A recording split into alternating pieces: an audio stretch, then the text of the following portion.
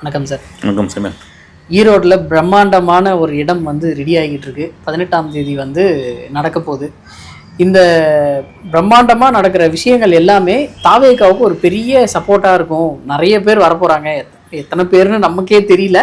அவங்களுக்கும் எக்ஸாக்டாலாம் நம்பர்ஸ் வந்து கால்குலேட் பண்ண முடியாது. அந்த அளவுக்கு பெரிய விஷயமா நடக்க போகுது.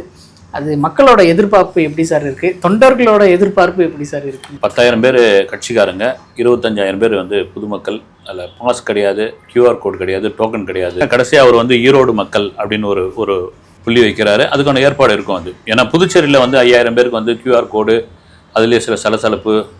ஒரு பாஸுக்கு 2 பேர்னு சொன்னாங்க, ஒருத்தர் தான் விட்றாங்கன்னாங்க. அப்புறம் பாஸ் இல்லாதவங்கலாம் வந்து உள்ளே அனுப்புங்கன்னு பொதுச் செயலாளர் அமுச்சு விட்டது பெரிய சர்ச்சையாச்சு. சரி, நாங்கள் பாஸே இல்லாமல் இது பண்ணுறோம். ரெண்டாவது, நீங்கள் சொல்கிற மாதிரி ஒரு சவாலான ஒரு விஷயம் வந்து இந்த பொதுக்கூட்டம் அது. ஏன்னா கரூர் சம்பவத்திற்கு பிறகு 83 நாள் கழித்து தமிழ்நாட்டில் விஜய் புதுவெளியில் வரார், மக்களை சந்திக்கிறார். ஏன்னா காஞ்சிபுரத்தில் வந்து ஒரு உள்ளரங்கில் நடந்தது, இது புதுச்சேரியில் நடந்தது தமிழ்நாட்டில். அதை தாண்டி வந்து ஒரு 83 நிபந்தனைகளை வந்து போலீஸ் இது பண்ணியிருக்காங்க. முதல்ல ஒரு இடம் சொன்னாங்க, அந்த இடம் இல்லைன்ட்டாங்க. இப்போ விஜயமங்கலம்ன்ற ஒரு இடத்துல வந்து அறநிலைத்துறைக்கு சொந்தமான அந்த இடத்துல அதுக்கான ஒரு டெபாசிட் கட்டி அந்த இடத்த வாங்கியிருக்காங்க. 19 ஏக்கரு, 60 ஏக்கரில் வந்து கார் நிறுத்தத்துக்கு, 20 ஏக்கரில் பைக் நிறுத்தத்துக்கு. இதை தாண்டி வந்து செங்கோட்டையன்ற ஒரு ஒற்றை மனிதர், ஒரு அனுபவசாலி, புரட்சித் தலைவர் எம்ஜிஆர், செல்வி ஜெயலலிதா அவர்களுடைய அரசியல் களத்திற்கு மிக முக்கியமாக இருந்தவர், ரூட்டு தலை என்று அழைக்கப்பட்டவர், இன்று கூகுள் மேப்பாக இருந்தவர். அப்போ கூகுள் மேப்பாக இருந்தவர் வந்து அவருடைய அரசியல் அனுபவத்தில் இது மாதிரி எத்தனை மாநாடு, எத்தனை பொதுக்கூட்டம், எத்தனை திருமுனை கூட்டம், எத்தனை ரோட் ஷோ, அதெல்லாம் பார்த்துருப்பார் வந்து. இது செங்கோட்டையனுக்கு வந்து ஒரு பெரிய சவாலான ஒரு விஷயமாச்சு. அவர் தொடர்ச்சியாக கொடுக்குற அந்த பேட்டியை வச்சு தான் நான் சொல்கிறேன். நான் அங்கேயே நங்கூரம் இட்டிருக்காரு வந்து விஜயமங்கலத்திலே வந்து நங்கூரம் இட்டிருக்கிறாரு. குறிப்பாக அந்த மேற்கு மண்டலம், கொங்கு மண்டலம் அவருடைய அந்த பெல்ட் அப்படின்பொழுது தம்பி விஜய்னு கட்சி சேர்ந்த பிறகு சொன்னவர் வந்து அதுக்கப்புறம் தலைவர் விஜய் அப்படின்னு குறிப்பிட்டு தொடர்ந்து சொல்லிக்கிட்டே இருக்கிறார் வந்து. இதுதான் வந்து அந்த அரசியலுக்குள்ளே இருக்கிற அந்த அனுபவம், அந்த திராவிட அரசியல் சொல்லிக் கொடுத்த வழிமுறை வந்து. ஒரு பெரிய ஐபிஎஸ் ஆஃபீஸராக இருப்பார் வந்து. அவருடைய அப்பா வந்து ஒரு சாதாரண காவலராக இருந்தால் கூட ஐயான்னு தான் கூப்பிடுவார். அது ஒரு மதிப்பு. அது இதுவான இது கிடையாது. அது மாதிரி தலைவர் சொல்லிட்டார்.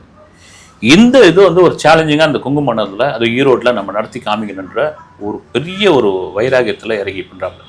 ஏன்னா அதே சமயத்தில் வந்து ஒரு சம்பவம் ஒரு இந்திய அளவில் தாண்டி உலக அளவில் பேசப்பட்ட ஒரு விஷயம். அது க்ரௌடு அதிகமாக கூடினா என்ன பிரச்சனை வரும் அப்படின்றது வந்து ரொம்ப ஜாக்கிரதையாக இருக்கணும். இந்தியாவில் பல கூட்டங்கள்லாம் இதுக்கு முன்னுதாரணமாக வந்து அவங்க கையாளுறாங்க வந்து. ஆனால் உலக அளவில் வந்து இந்த ஃபுட்பால் மேட்ச், கிரிக்கெட் மேட்ச் மாதிரியான இதெல்லாம் நிகழ்ந்துருக்குது. ஆனால் அது வந்து இனி வந்து அதில் ஒரு அரசியல் களத்துக்குள்ளே நடக்கக்கூடாது அப்படின்னு அந்த பொதுக்கூட்டம் நடக்கிற பகுதியிலேருந்து ஒரு 300 மீட்டரில் சேலம் போகிற நெடுஞ்சாலை இருக்குது. அதில் ஒரு 200 மீட்டருக்கு வந்து தடுப்பு போட்டிருக்காங்க. இது தவிர பார்த்தீங்கன்னா அந்த ஓர்டிங்ஸ் வச்சுருக்காங்க பொழுது, அது மேலே வந்து முள்வேலி கம்பியை சுற்றுறாங்க. ஏன்னா இவங்க பார்த்தோன்னா தடன்னு ஏறிடுறாங்க, டிரான்ஸ்ஃபார்மரில் ஏறுறாங்க, கம்பியில் ஏறுறாங்க, கம்பத்தில் ஏறுறாங்க, வீட்டு மேலே ஏறுறாங்க. இது என்ன மனநிலையே தெரியல வந்து. இன்னும் நீங்கள் தொண்டர்களாக மாறுங்க, திரும்ப சொல்கிறது தான். அவங்களே அதை தான் சொல்கிறாங்க. அது தவிர பெரிய சவாலாக இருக்கிறோம்னுச்சுன்னா, இந்த கூட்டம் வந்துட்டால் நீங்கள் எப்படி அந்த குடிநீர் வசதி, கழிப்பறை, அப்புறம் அவங்க எப்படி போகிறாங்க, என்ட்ரி இருக்குது, எக்ஸிட் எப்படி இருக்குது அப்படின்ற விஷயத்த ஒவ்வொரு பூத்தாக ரெடி பண்ணி, ஒரு பூத்துக்கு வந்து 500 பேர் அப்படின்னு, பெண்களுக்கு தனி இடம், ஆண்களுக்கு தனி இடம், குடிநீர் வசதி, சின்டெக்ஸ் டேங்க் வந்து கிட்டத்தட்ட ஒரு 20, 25, 30 டேங்க் வந்து. அப்புறம் அந்த ஆம்புலன்ஸ் வந்து ஒரு 40 ஆம்புலன்ஸு, டாக்டர்ஸ் ஒரு 40 பேர், நர்ஸ் வந்து ஒரு 120 பேர். இதெல்லாம் ஒரு பெரிய ஒரு மாநாட்டுக்கான ஏற்பாடாக தான் அது பண்ணிக்கிட்டு இருக்காங்க. விஜய் பந்தலில் பேசலை, மேடையில் பேசலை கண்டி, இது எல்லாம் அது மாதிரி தான் நடக்குது. காரணம் என்னென்னா, அரசியல் களத்துக்குள்ளே வந்திருக்காரு. அவரை பார்க்க வராங்களா, அரசியல் பேச வராங்களா, ஓட்டு போட்டுருவாங்களா, அது 2வது எலெக்ஷன் வரும்போது தெரியும். அப்படின்போது மீண்டும் ஒரு சலசலப்பு, மீண்டும் ஒரு பிரச்சனை வந்துடக்கூடாது அப்படின்றதுக்காக இந்த வாட்டி அந்த தொண்டர் படைகளை வந்து ரொம்ப கரெக்டாக நாங்கள் பயன்படுத்த போகிறோம். அவங்களுக்கு அதுக்கு தான் பயிற்சியெல்லாம் கொடுத்து வச்சுருக்கிறோம்.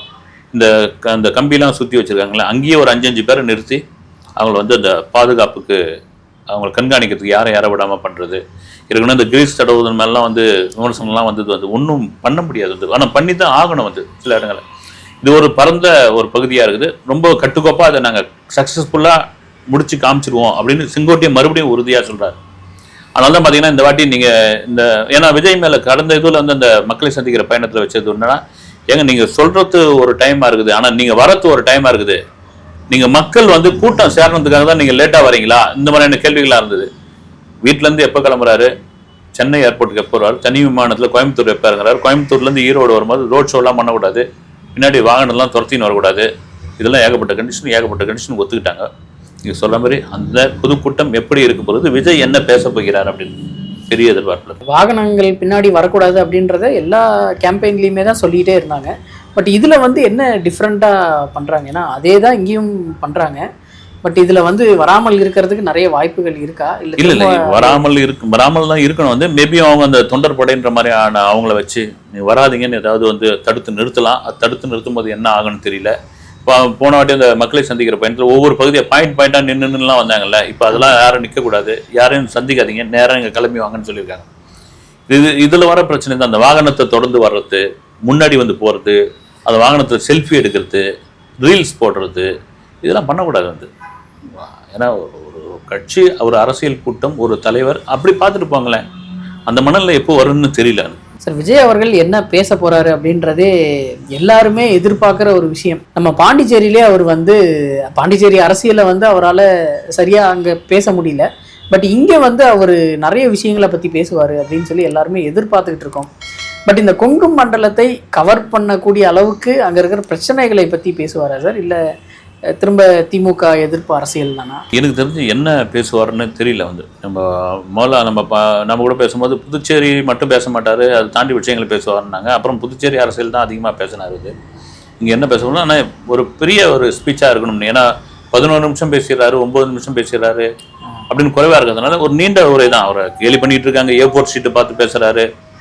அப்புறம் பார்த்தீங்கன்னா ரேஷன் கடை இல்லைன்னா இருக்குன்றாரு, இல்லைன்னா இருக்குன்றா மாற்றி சொல்கிறாரு. அப்படின்னு அதை தாண்டி வந்தோன்னா மக்கள் பிரச்சனையை பேசணும், நாங்கள் வந்தால் என்ன பண்ணுவோன்ற ஒரு விஷயத்தை பேசணும். நீங்கள் அதே போல் வந்து இப்போ கொங்கு மண்டலத்தில் வந்து இவர் இறங்கி செங்கோட்டையன் பண்ணாலும் கொங்கு மண்டலத்தில் உள்ள பிரச்சனைகளையும் கண்டிப்பாக பேசியாகணும். ஏன்னா கொங்கு மண்டலத்தில் பெரும்பான்மையாக அதிமுகவுடைய அவங்களோட கோட்டை தான் அது, அவங்களுடைய ஆளுமையில தான் இருக்குது. அப்போ அவங்க என்ன தவறு பண்ணியிருக்காங்க? ஏன்னா விஜய் வந்து இப்போ கரூர் சம்பவத்துக்கு பிறகு வந்து கொள்கை எதிரிய பிஜேபி வந்து அவர் அதிகமாக விமர்சிப்பதில்லைன்னு ஒரு இது வருது. கம்யூனிஸ்ட் தலைவர் கூட, மார்க்சிஸ்ட் கம்யூனிஸ்ட் தலைவர் கூட ஒருத்தர் ஓப்பனாகவே சொல்லியிருக்காரு. நீங்கள் நல்லா கவனிக்க, கரூர் சம்பவத்துக்கு பிறகு அவங்க அரசியல் எதிரியை தான் அவர் தொடர்ந்து பேசிக்கிட்டே இருந்தது, கொள்கை எதிரியை பேச மாட்டேறாங்க. இதுக்கு பின்னாடி பிஜேபி தான் இருக்குது, அமித்ஷா தான் எல்லாத்தையும் கண்ட்ரோலில் வச்சிருக்காருன்ற மாதிரியான ஒரு விஷயம் இருக்குது. இதெல்லாம் வந்து எப்போ தெரிஞ்சு போயிடணும், கூட்டணின்ற ஒரு விஷயம் வரும்பொழுது. ஏன்னா இப்போ எதுவுமே தெரியாது, வந்து எல்லாமே ஒரு அனுமானம் தான். வந்து இவர் வந்து இவருடைய பி டீமாக இருப்பாரா, இவருடைய ஏ டீமாக இருப்பாருன்னு. ஆனால் நீங்கள் சொல்கிற மாதிரி இவ்வளோ பெரிய எதிர்பார்ப்பு, இவ்வளோ பெரிய கூட்டம், இவ்வளோ பெரிய மீடியா, இதெல்லாம் காத்துக்கிட்டு இருக்கும் பொழுது அந்த 11 to 1 மணிக்குள்ளே அந்த டைம் கொடுத்துருக்காங்க. அதில் எவ்வளோ நேரம் விஜய் பேச போகிறார், என்ன அரசியல் பேச போகிறார், என்ன விஷயத்தை எடுக்க போகிறார், கரூர் சம்பவத்தை பேசுவாரா அப்படின்னா எனக்கு நான் கூட ஒரு வீடியோவில் போட்டிருந்தேன். இல்லை சிபிஐ கிட்ட விசாரணையில் இருக்கும்போது உச்சநீதிமன்ற நீதிபதிகள், முன்னாள் நீதிபதிகள் அதை விசாரிச்சுட்டு இருக்கும்போது, இங்கேயும் தமிழக இதில் உயர்நீதிமன்றத்தில் அந்த வழக்கு இருக்கும்பொழுது அதை பேசுறதுக்கான வாய்ப்பில் பேசக்கூடாது, அதை தவிர்த்துருவாருன்றாங்க. இப்போ பொதுவான அரசியல் என்ன பேசப்பாரு, எலெக்ஷன் நெருக்க வந்துடுச்சு, வந்து இவருடைய சுற்றுப்பயணம் எப்படி இருக்கும் அப்படின்னு வந்து என்னென்னு பெரிய ஆச்சரியமாக நானும் காத்துக்கிட்டு இருக்கேன். சார், இந்த 25,000 பேர் அப்படின்றது கோயம்புத்தூர், ஈரோடு, திருப்பூர், சேலம், இந்த 4 டிஸ்ட்ரிக்ட்லேருந்து ஒரு டிஸ்ட்ரிக்ட்லேருந்து 10,000 பேர் வந்தாவே கவுண்ட் எங்கேயோ போகுது சார்.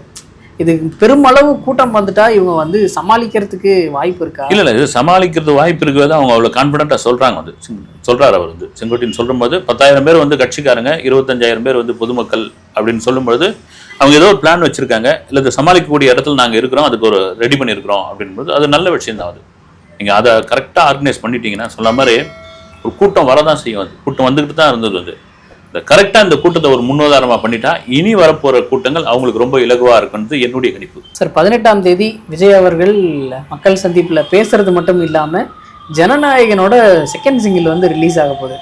ஒருவேளை அந்த பாட்டு வந்து விஜய் அவர்கள் பாடிய பாட்டாக இருந்தால் அந்த பாட்டு வந்து பயங்கரமான ஒரு ட்ரெண்டிங் ஆகிறதுக்கு வாய்ப்பு இருக்குது.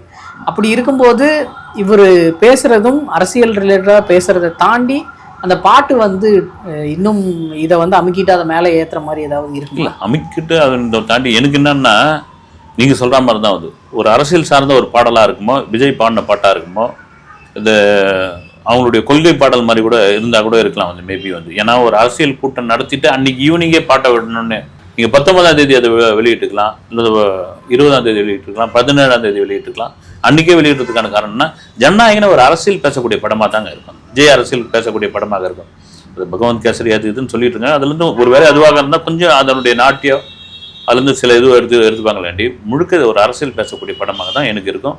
நீங்கள் சொல்ற மாதிரி செகண்ட் சிங்கிள் எப்படி இருக்கும் போது அது ஒரு பக்கம் வந்து 18ஆம் தேதி முழுக்க உங்களுக்கு ஒரே கொண்டாட்டம் தான் வந்து. ஆமா உங்களுக்கு என்ன சார் என்ன மட்டும் சொல்றீங்க? நமக்கு பாருங்க, நாஞ்சில் சம்பத் அவர்கள் வந்து கட்சியில இணைஞ்சிருக்காரு.